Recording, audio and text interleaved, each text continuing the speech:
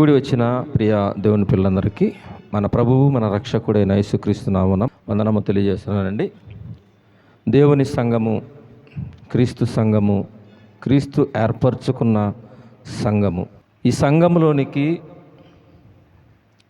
క్రైస్తవ కుటుంబముగా, దేవుని పిల్లలుగా ఎంపిక చేయబడి దేవుని సంఘంలోకి చేర్చుటకు ఒక సంకల్పం.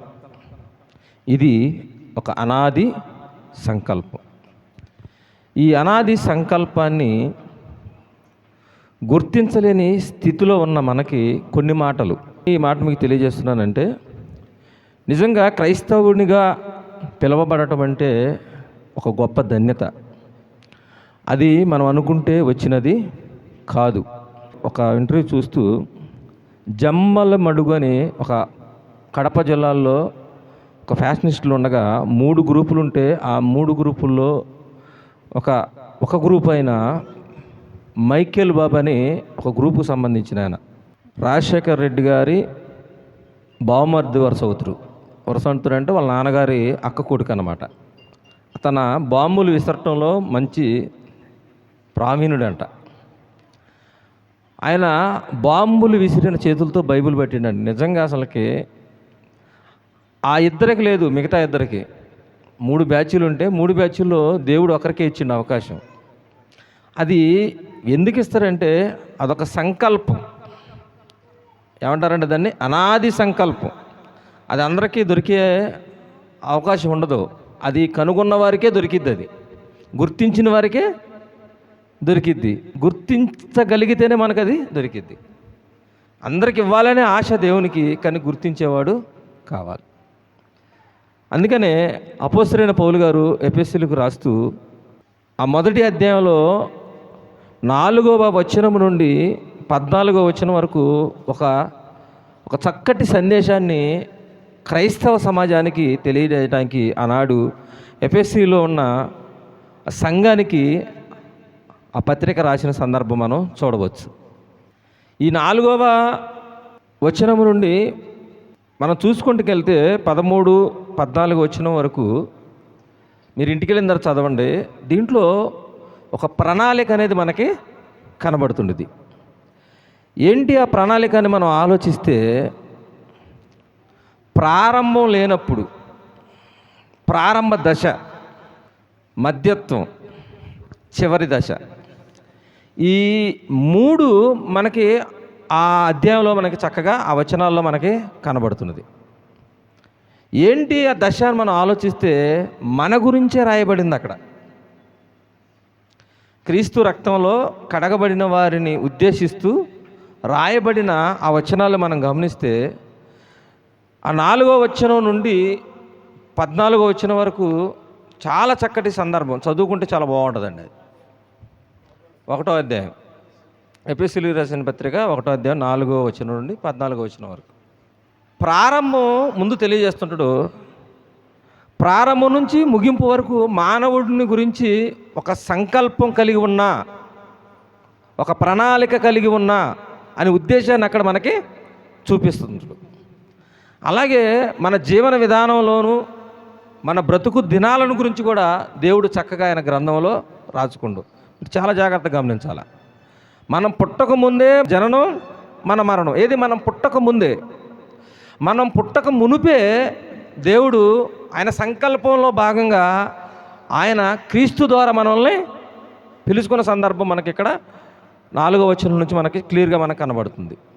ఒకసారి మనం 139వ కీర్తనలోని 16వ వచనంలో మన గురించి రాయబడిన రీతిని మనం ఒక్కసారి ఆలోచిస్తే, కీర్తన గ్రంథము 139వ కీర్తన, నేను పిండమునై ఉండగా నీ కన్నులు నన్ను చూచెను, నియమింపబడిన దినములలో ఒక్కటైనను రాక మునుపే నా దినములన్నీ నీ గ్రంథములో లిఖితములాయను. ఆయన గ్రంథంలో ఏమని అంట, నియమింపబడిన దినం. మనం పుట్టక మునుపే మన దినాలెన్నో, నువ్వు ఏ దినాన పుట్టాలి, నువ్వు ఏ దినాన చనిపోవాలని దేవుడు ముందుగానే ఆయన రాసుకున్నాడు. అంటే మీరు ఒకసారి ఆలోచిస్తే ప్రియమైన దేవుని వల్లరా, ఆయన ఒక సంకల్పం కలిగి ఉన్నాడు. రాయబడిన దానిని బట్టే యేసుక్రీస్తు వారు పోవుచున్నాడు. అంటే మన గురించి కూడా రాయబడి ఉన్నది, మన గురించి కూడా ఒక సంకల్పం అనేది ఉన్నది అని క్రైస్తవ సంఘము దయచేసి చాలా జాగ్రత్తగా ఆలోచించాల్సిన మనకు బాధ్యత ఇక్కడ ఉన్నది. మనం గమనిద్దాం. ఒక పాట ఉంటుందండి, ఎన్ని తలచినా ఏది అడిగినా జరిగేది నీ చిత్తమే ప్రభువా. నిజంగా కొన్ని పాటల్లోని ఒక్క చరణంలో, ఆ చరణంలో కొన్ని అక్షరాలు మార్చుకుంటే చాలా బాగుంటుంది పాట. ఎందుకు నేను ఈ మాట చెబుతున్నానంటే, ఫుల్లుగా తాగి ఒక అతను నా దగ్గరకు వచ్చిండండి. వచ్చి ప్రార్థన చేయవాడు. అయ్యా, నేను ఇప్పుడు ప్రార్థన చేసినా నువ్వు ఆలకించలేవు, దేవునికి తెలుసు మీ గురించి నేను అలాగా ప్రార్థన చేస్తుంటా అందుకే వివరించా. ఏం జరిగినా దేవుడి చిత్తం లేక నేను తాగనండి అండవు. అంటే తన తాగడానికి కూడా ఒక చిత్తం అనేది అని ఈ పాట పాడటం ప్రారంభించిండు. అంటే ఈ పాట ఎలా ఉపయోగపడ్డది ఎవరికి? నువ్వు దొంగతనం చేసినా దేవుని చిత్తమే, నువ్వు వ్యభిచారం చేసినా దేవుని చిత్తమే, నువ్వు తాగినా దేవుని చిత్తమే, నీ పిల్లని కొట్టినా దేవుని చిత్తమే, నువ్వు పిల్లం భర్తను కొట్టినా. అంటే ఇది ఏమవుతుందంటే, ఎన్ని తలిచినా ఏది అడిగినా జరిగేది నీ చిత్తమే ప్రభువా అని చెప్పేసి అంటున్నారు. ఇక్కడ మీరు గమనిస్తే ప్రియమైన దేవుని వల్లరా, అంటే దేవుని చిత్తం అలా ఉందా, అలా రాయబడిందా, దాన్ని గమనించాలా. అంటే మన సంకల్పంలో భాగంగా దేవుడు ఆల్రెడీ మన గురించి రాయబడిన రీతిగానే మనం నడుస్తున్నాం కదండి మనం అనుకుంటాం. అంటే దేవుని సంకల్పం ప్రకారం మనం వెళ్తున్నామా లేదనేది కూడా మనం గుర్తించాలి. అంటే దేవుని చిత్తం ఉంది ఇక్కడ, మనుషుల చిత్తం కూడా మనకి ఇక్కడ కనబడుతుంది. ఒక విషయాన్ని మీకు తెలియజేస్తానండి, చాలా మనకు తెలిసిన సందర్భం. 1 సమూయేలు గ్రంథము 13వ అధ్యాయము.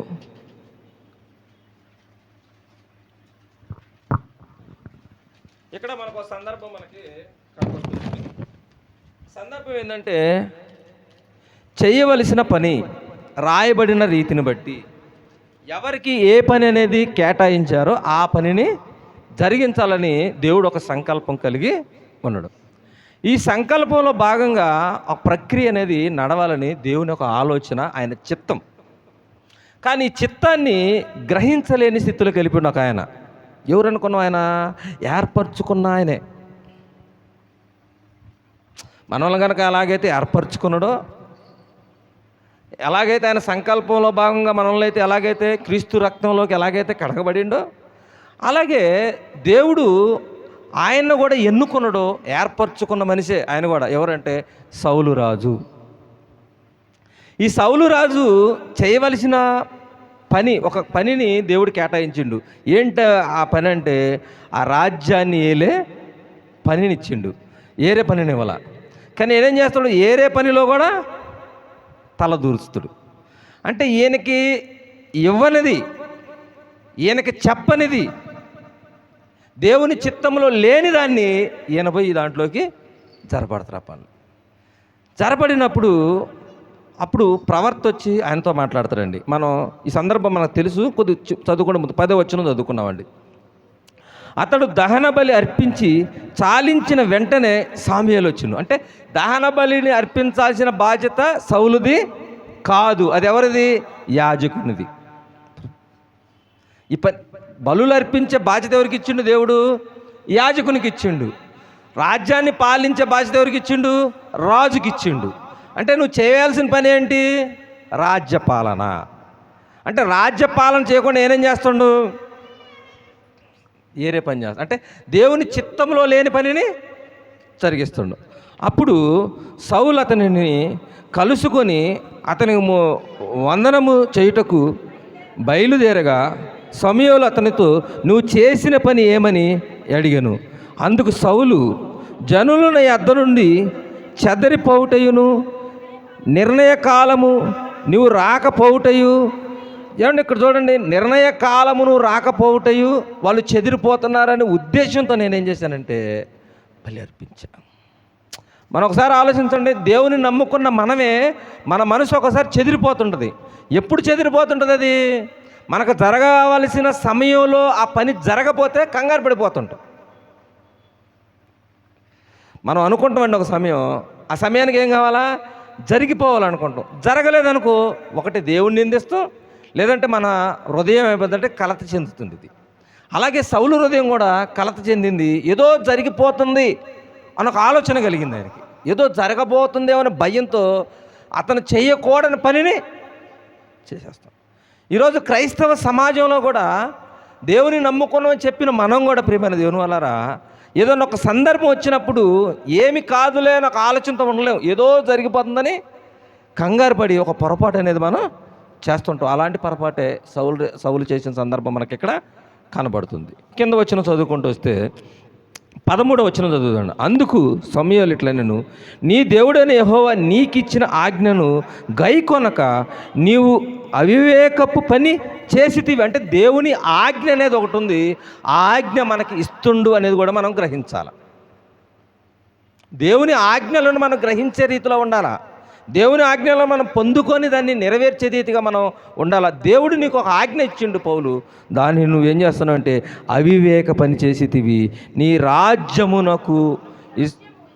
రాజ్యము ఇశ్రాయేలు మీద సదాకాలము స్థిరపడుటకు యెహోవా తలంచి ఉండెను. తన ఆలోచన ఏంటి? ఆయన చిత్తం ఏంటి? సదాకాలము సౌలు పాలించాలన్న ఆలోచన. దేవుని ఆలోచన ఏంటి? మనం క్రీస్తు రక్తంలో కడగబడిన తర్వాత పరలోకం చేర్చాలన్న ఆలోచన దేవునిది. క్రీస్తు రక్తంలో కడగబడిన తర్వాత, ఆయన ఎన్నుకున్న తర్వాత, పిలవబడిన తర్వాత, ఏర్పరచుకున్న తర్వాత దేవుని మన పట్ల దేవునికున్న ప్రణాళిక ఏమిటంటే ఇక్కడ నుండి దేవుడు డైరెక్ట్గా ఏం చేయాలంటే పరలోకం తీసుకెళ్ళడం ఒక ఆలోచన, ఒక చిత్తం కలిగి ఉన్నాడు. సౌలుపై ఏ చిత్తం కలిగి ఉన్నాడు? ఇశ్రాయేలు మీద సదాకాలము స్థిరపరుచుటకు యెహోవా తలంచి ఉన్నాడు. అంటే ఆయన ఆలోచన ఏంటంటే అసలు ఇంకా రాజులు పెట్టదలుచుకోలేదండి దేవుడు. సౌలు రాజుతోనే సాగిద్దాం అనుకోండు. ఏమండి, ఐగుప్తు నుండి ఇశ్రాయేలుని విడిపించిండండి. ఆయన ఉద్దేశం ఏంటి? దేవుని చిత్తం ఏంటి విడిపించటంలో? ఆయన ఉద్దేశం ఏమిటి? దేవుని చిత్తం ఏమిటని ఆలోచిస్తే ఐగుప్తు నుండి కానానికి తీసుకెళ్తాను ఆయన చిత్తం అది.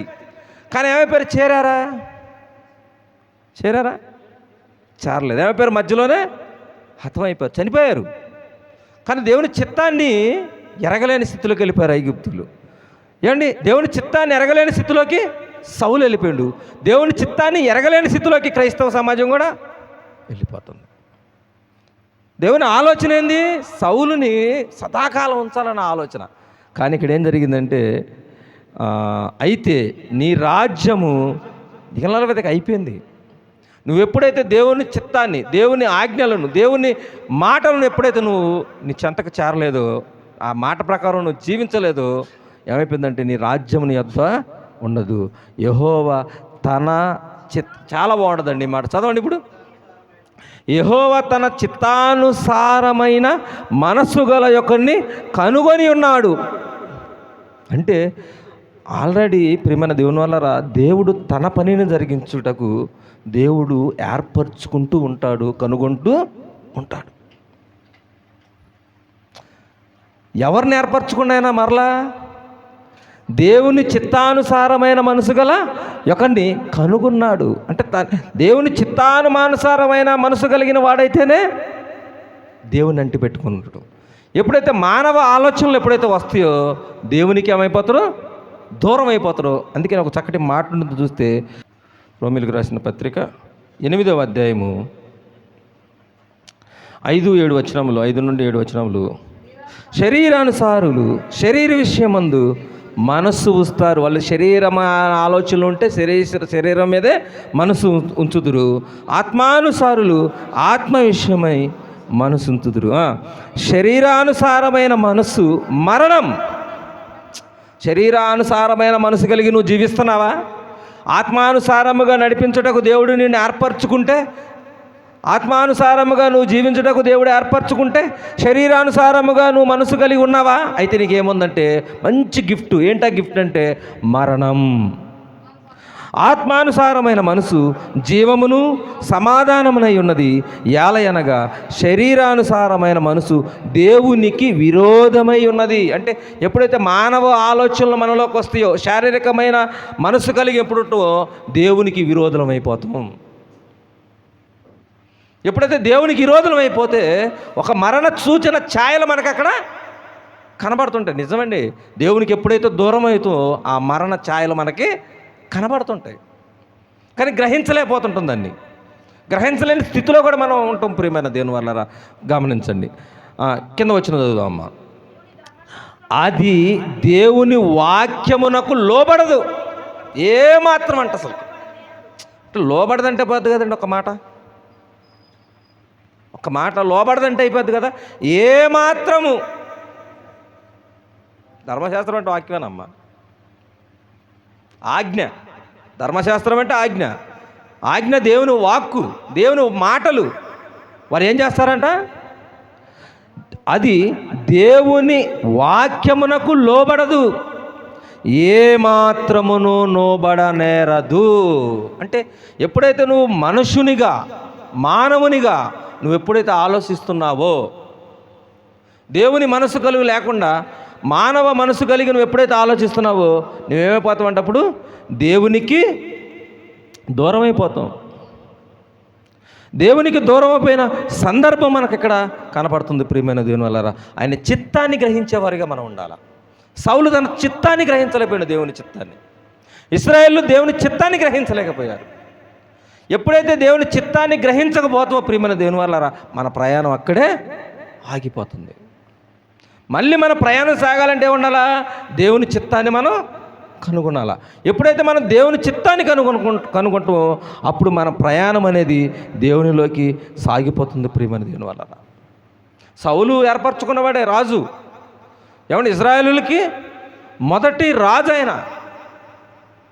కనుగొని తనకు అభిషేకం ఇవ్వండి, ఇతను రాజు, నా పిల్లల్ని ఏలబోయే రాజు సౌలు, ఈ రాజుకి అభిషేకం ఏంటని ఆయన రాజుగా నియమిస్తే ఆయన ఏం చేసిండు? ఆయన చిత్తానుమైన, ఆయన ఆలోచనల ప్రకారం, మనుషుల ఆలోచన ప్రకారం, మనసు చెప్పిన రీతిగా, శరీరానుసారముగా నడుచుకోవటం వల్ల సౌలు అంతటితోనే అక్కడికి ఆగిపోయింది ఆయన రాజ్య పరిపాలన. ఎప్పుడైతే ఐగుప్తు నుండి దేవుడు ఇజ్రాయేల్ని విడిపించి కానానికి చేర్చాలని మంచి ఉద్దేశంతో, మంచి చిత్తంతో దేవుడు ప్రయాణాన్ని కొనసాగిస్తే వీళ్ళ దురాలోచన వలన, వీళ్ళ మానవ ఆలోచన వల్ల మధ్యలోనే ఆగిపోవటం కదండి, చనిపోయారు అసలు వాళ్ళు. అందుకని దేవుని చిత్తాన్ని కనుగొనే రీతిగా మన జీవితాలు ఉండాలి ప్రియమైన దేవుని వలన. దాన్ని గమనించాల్సిన అవసరం మన మీద ఉన్నది. పిలువబడిన వారే, ఏర్పరచుకున్న వారే. మనమెవరు? పిలువబడిన వారువేనా? మనమెవరు? ఏర్పరచుకున్న వారువేనా? అంటే మనలో ఆత్మ సంబంధమైన ఆలోచనలు, ఆత్మ మనస్సు కలిగిన జీవితం ఉందా? శరీరానుసారమైన ఆలోచన ఉందా? ఉంటే ఏంటో దేవుడు ఇక్కడ హెచ్చరిస్తుండే ప్రియమైన దేవుని వారు. ఒక తండ్రి కుమారుడి పట్ల ఏ ఆలోచన కలిగి ఉంటాడు? ఒక మంచి డాక్టర్ కావాలని, మంచి ఇంజనీర్ చదవాలని, మంచి పోలీస్ అవ్వాలని, మంచి ఉద్యోగం చేయాలని, సొసైటీలో మంచిగా ఉండాలని కోరుకుంటాడా, చెడ్డగా ఉండాలని కోరుకుంటాడా? అంటే దేవుని చిత్తం పిల్లల పట్ల చాలా చక్కగా ఉంది.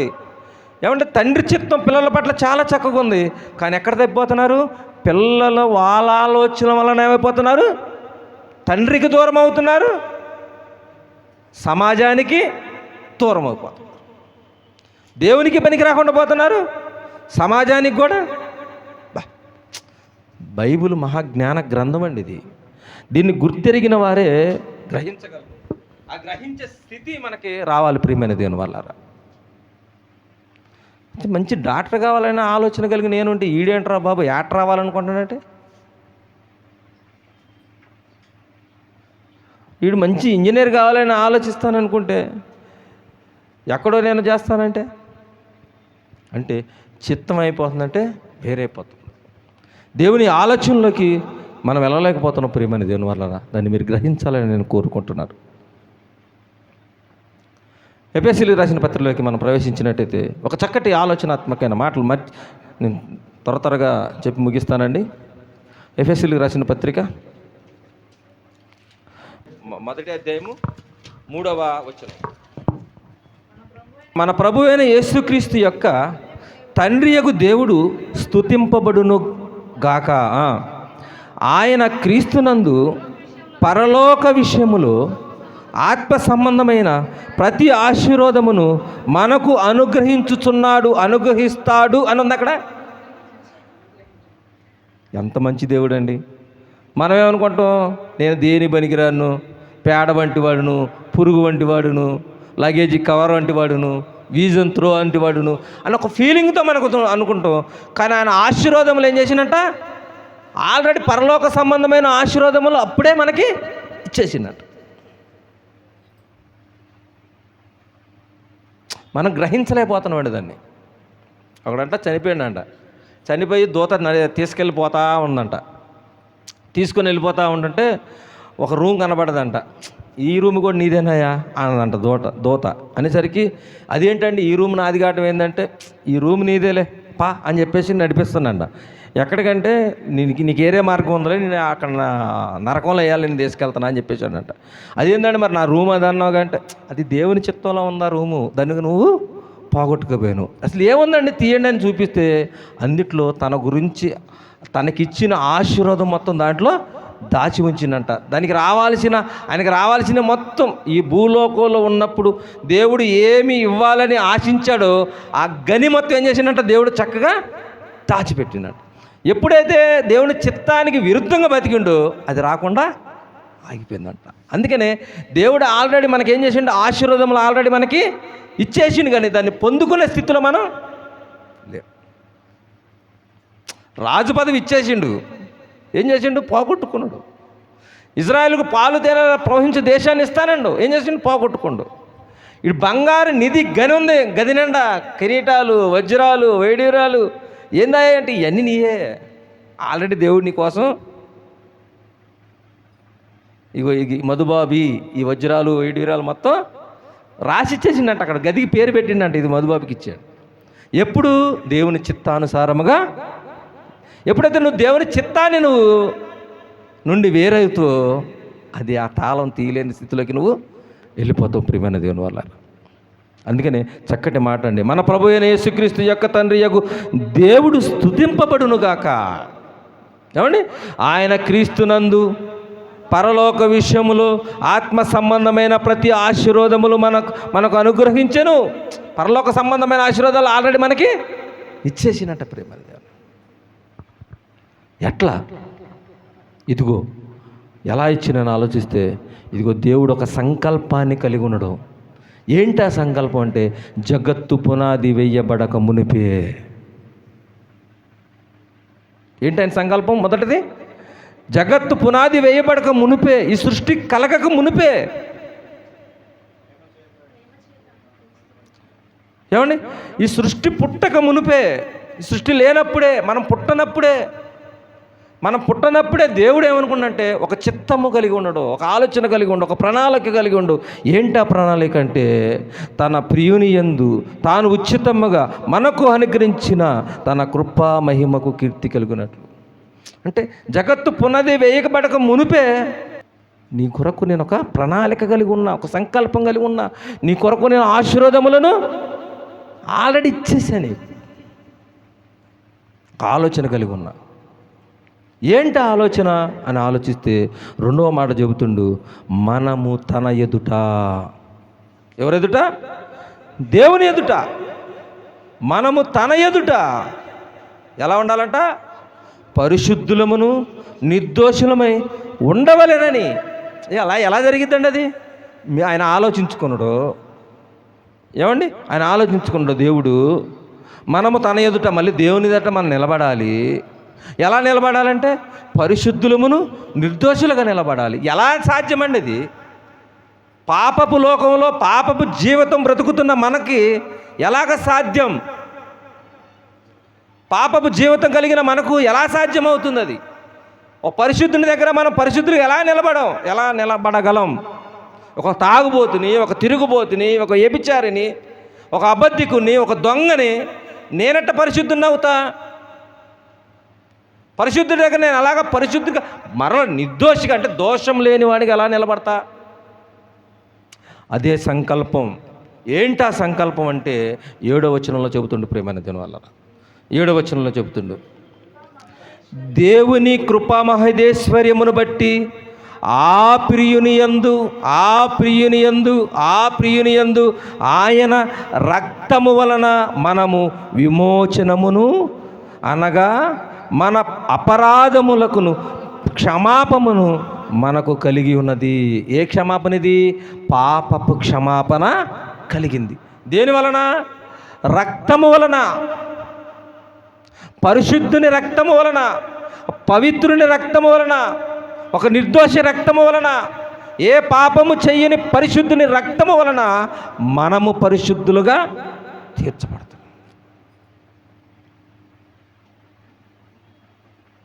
ఎలా పరిశుద్ధులైన మనం? క్రీస్తు రక్తము వలన పరిశుద్ధులు. ఏంటి క్రీస్తు రక్తంలో పరిశుద్ధులు అంటే? అదొక సంకల్పం. జగత్తు పునాది వేయబడక మునుపే ఈ సంకల్పం.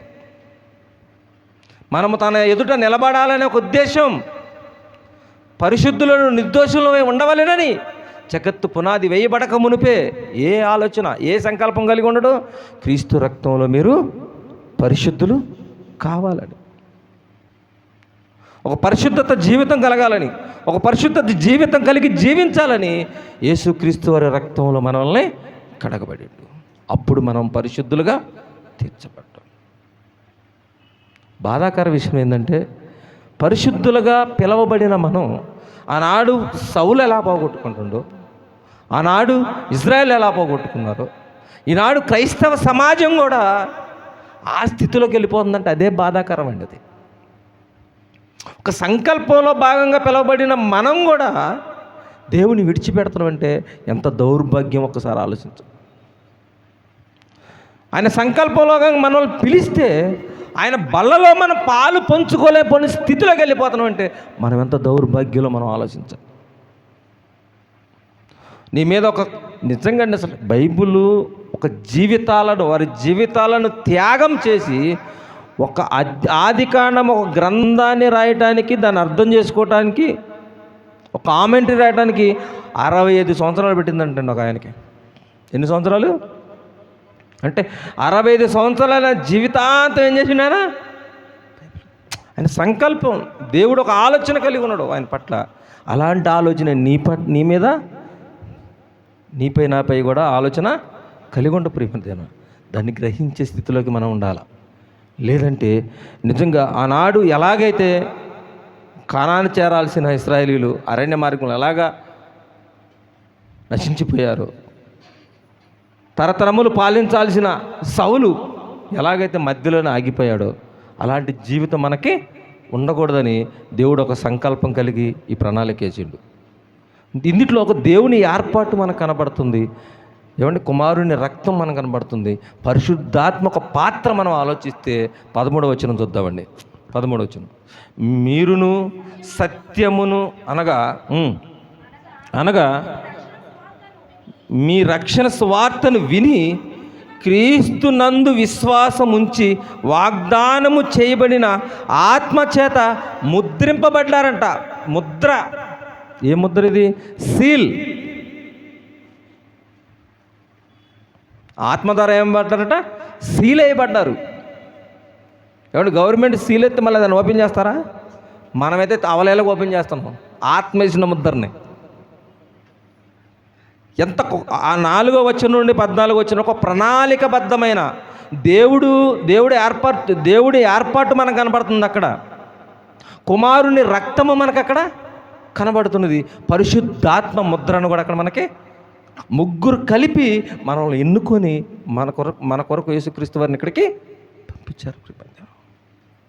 ఆ ఏర్పాటుని గ్రహించలేని స్థితిలోకి వెళ్ళిపోయింది. ఆగొద్దండి, సాగిపోదాం. దేవుని ప్రణాళికలోని, దేవుని ఉద్దేశంలోని, దేవుని ఆలోచనలోని, దేవుని ప్రణాళిక ఏముందని ఆ పట్టాన్ని ఆలోచిద్దాం. దేవుని అడుగుదాం, ప్రార్థిద్దాం, మోకరిద్దాం. దేవా, నన్ను ఎందుకు పిలిచావు? సౌలుని ఎందుకు పిలిచావు? ఒక రాజ్య పరిపాలన చేయడానికి. ఇశ్రాయేలుని ఎందుకు పిలిచావు? కానాను దేశానికి నడిపించడానికి. దేవా, నన్ను ఎందుకు పిలిచావు? పరలోకం నడిపించడానికి. నా పాత్ర ఏమిటి? డోలు కొడతావా? డ్రమ్ము కొడతావా? గజ్జలు కొడతావా? పాట పాడతావా? దేవుని మహింపరిచి ఏ రీతిగా నువ్వు మహింపరుస్తావు? సమయానికి వచ్చి దేవుని మహింపరుస్తావా? నీ ఆత్మతో సత్యముతో దేవుణ్ణి ఆరాధిస్తావా? ప్రియమైన దేవులారా, ఆలోచించండి. ఎందుకంటే ఆగిపోయిన క్రైస్తవులు ఉన్నారు, విడిపోయిన క్రైస్తవులు ఉన్నారు, సాగిపోయిన క్రైస్తవులు కూడా ఉన్నారు. ఆనాడు తేరాహు ఆగిపోయాడు. లోతు విడిచిపెట్టి వెళ్ళిపోయాడు. కానీ అబ్రహాము మాత్రం సాగిపోయాడు. ఈరోజు ప్రియమైన దేవులారా, క్రీస్తు రక్తంలో కడగబడిన మనం దేవుడు కోరుకున్న ఆయన అనాది సంకల్పంలో భాగంగా దేవుని పనిని జరిగించేవారిగా మనం ముందుకెళ్దాం. లేదా దేవుడు ఆపిండంటే మన ప్రయాణం ఇక సాగదు. దేవుని చేయి పట్టుకుంటే ఎంత ప్రయాణమైన మనకి కొండలు వచ్చినా గుట్టలు వచ్చినా ఎర్ర సముద్రం వచ్చినా ఆగిద్ద ప్రయాణం. దేవుడు మనతో ఉంటే ప్రయాణం అనేది ఆగదు, సాగిపోద్ది. కానీ దేవుడు మనతో లేకపోతే మన ప్రయాణం ఆగిపోతుంది. ఆగిపోయేవారుగా కాక సాగిపోయేవారుగా ఉండాలని కోరుకుంటూ నా మాటలు ముగిస్తున్నాను.